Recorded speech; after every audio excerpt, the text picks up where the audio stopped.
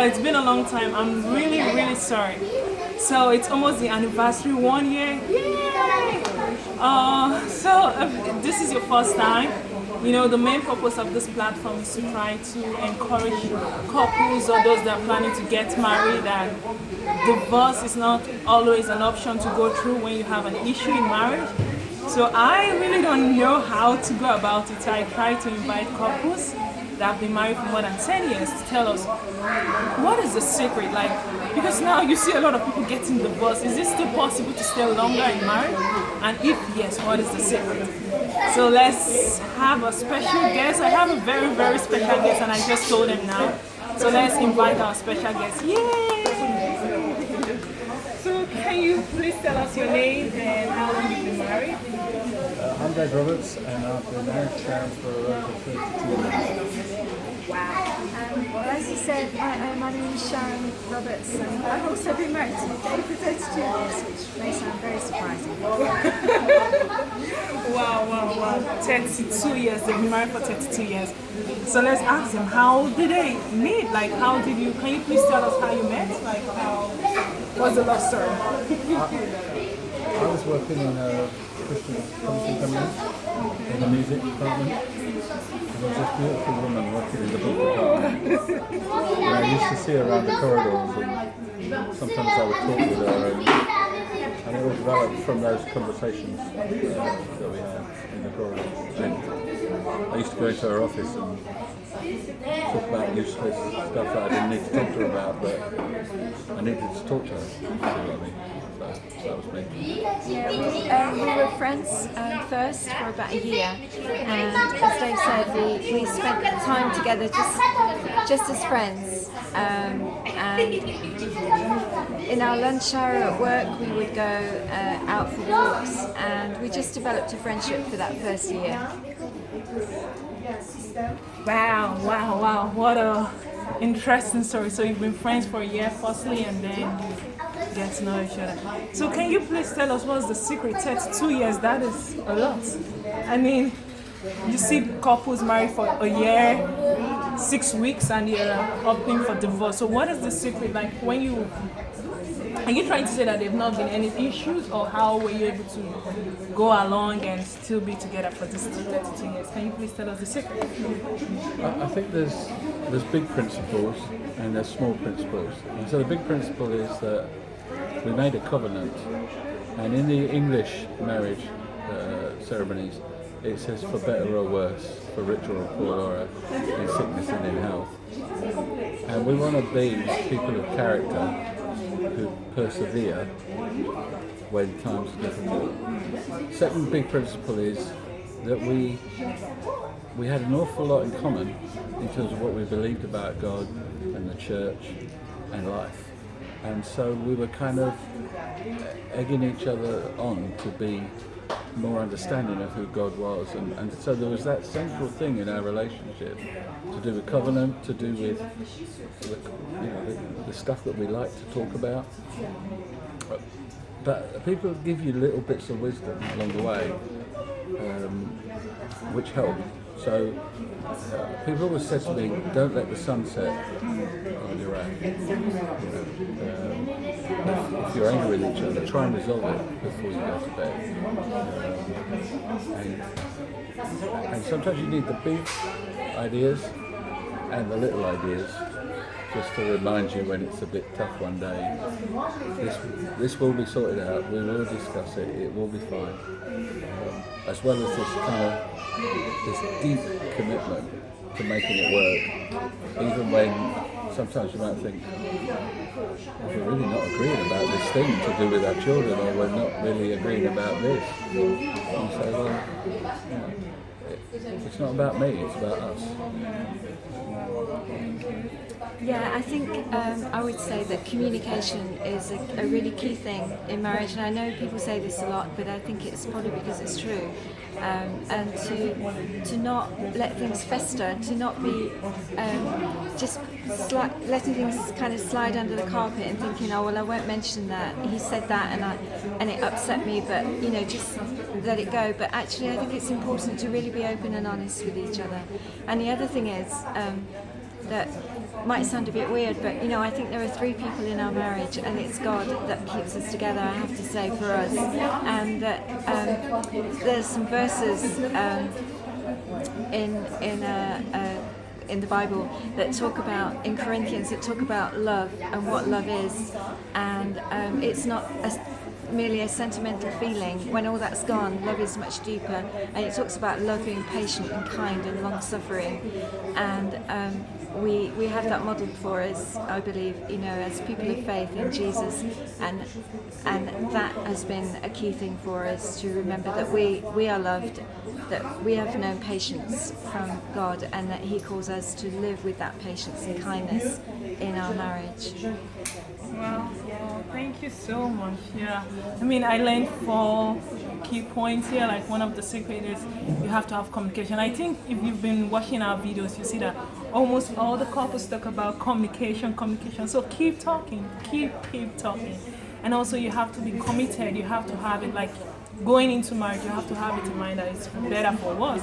I mean, better for worse is difficult, but you just have to have that in mind, and you have to be perseverant. You have to really keep God also as the center of the marriage, and it's not easy. But I just want to throw a question that I know I didn't ask you, but before getting married, do you have to have the ideal perfect person? Is there anyone like perfect, or is it when you have the perfect person then you reduce the rate of getting divorced? Or is there just a short answer to that? Is there a perfect person? I think sometimes we can be really over spiritual about this. Like, dear God, millions of years ago you decided who my partner was going to be. When will I find them? When God's looking down and going, look for a woman or a man of character. And don't expect them to be perfect, because God looks down on us and goes, never mind, I'm going to forgive you, I'm going to bless you, you're going to go forward. And so I think a lot of the time strong marriages come from understanding each other before you get married, understanding each other as friends. We can get carried away with physical desire or emotional thrill, oh, this is wonderful, I'm in love,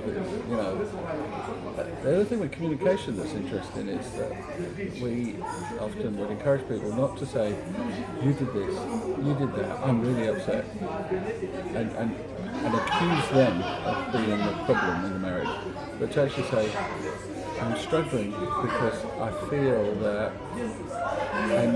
and the arguments get really big if you start saying you. When you say, I'm feeling, help me understand.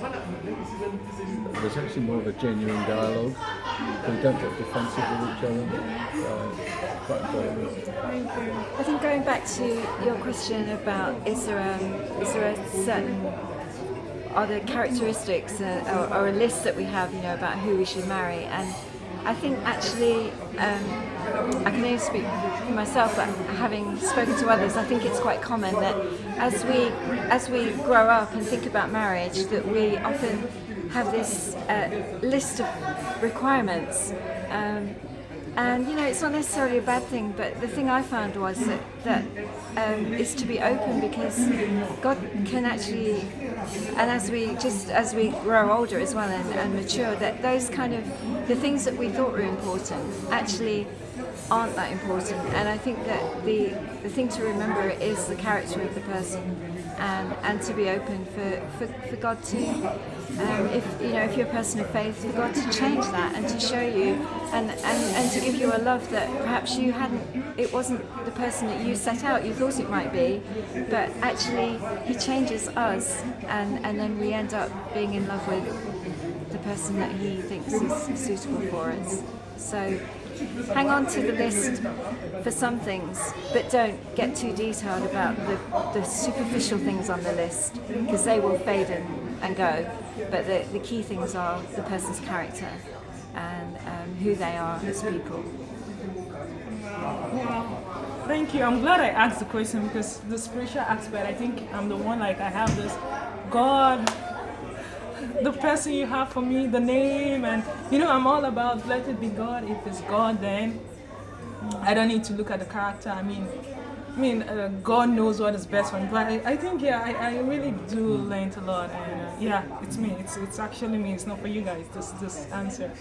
Okay, so the last question is, we do receive messages and we do have some questions. So this question is about a couple, like a lady or a man, because I don't want to give a particular, I just want both of you to say your point. And the lady, the communication between the partner or the guy, the communication stopped. And they're still living together in a home and a family, but there's no more communication. And one of the reason why she's afraid or he's afraid is that they're having the suspect that the partner is having an affair. So right now, should she take the route of divorce, or what exactly should she do? Like, scared. And we're not in support of divorce. We believe that there are other ways to handle marital issues than divorce. So please, just a short answer. What will you give to the couple?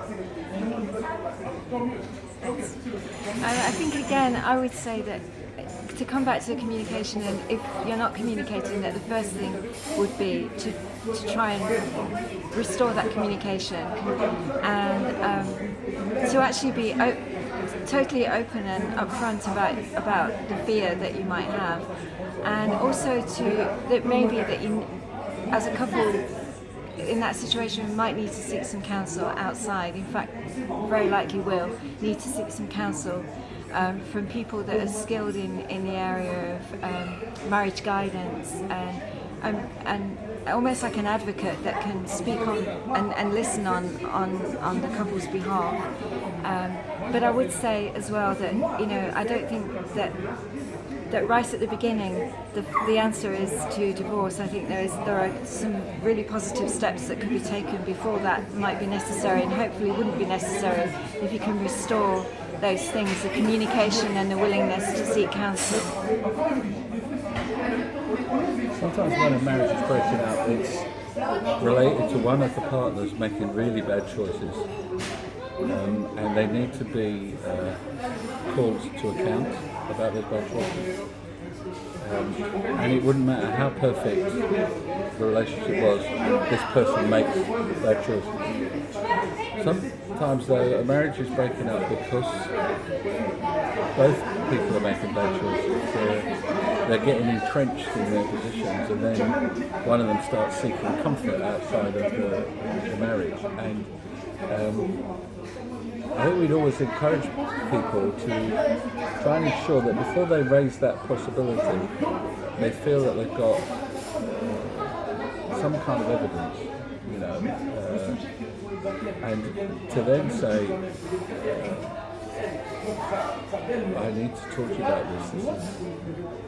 This is not good.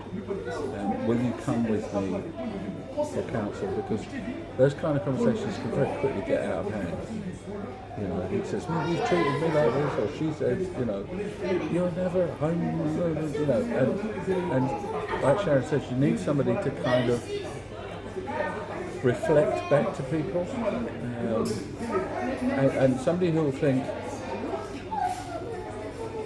and say to them, you're both at fault here, or one of you is behaving really badly, and you need to think about the impact. And I was in a meeting one day, and I felt like the Lord said to me, don't go back there, just tell him that I love him, and I can lose him,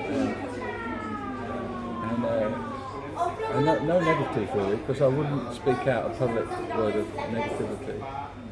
And so they came to me later, and they said, like months later, and they said, that guy you spoke of, he was in an adulterous relationship with 2 women, and because you reminded him of God's love for him, he repented, got right with God, and we were able to restore him. And sometimes God does confront sin in people's lives, but there needs to always be a sort of framework to help the restoration begin, because otherwise it just spirals out of control. And people stay together for the kids or whatever, and the issue doesn't get dealt with. We could talk for a long time about that. It's okay. Thank you so much, and like I have been blessed, and I have learned a lot today. In just a minute, I don't know if you want to add anything before concluding. Do you want to add anything? Thank you. Thank you so much, and I want to say thank you to Guy, the camera guy, and I'm so grateful. Sorry, it's an impromptu, and I really hope you've all learned a lot. Like in marriage, there are going to be issues in marriage. There are going to be times where it's difficult, but you just have to keep on going, and you just have to firstly have God as the center of the marriage, and hold on to the promise, and communication. If you have any question, you can please send us an email and we'll get back to you.